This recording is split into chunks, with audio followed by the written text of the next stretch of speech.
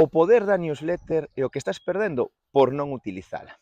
Mira, a maior parte de negocios online cos que traballo non utilizan a newsletter. Por múltiples razóns. Eu tamén era así ata hai uns meses. Déxame que che conte rápido o que aprendín estes días. O luns pasado, unha serie de persoas, entre as que me inclúo, lanzamos un proxecto, o cal aínda está en fase 1, que dalle moito percorrido, con cursos online para aprender galego. A difusión inicial que fixemos estes días foi por medios propios, é dicir, aínda non activamos publicidade. Esa difusión por medios propios incluíu, sobre todo, envialo por 2 newsletters.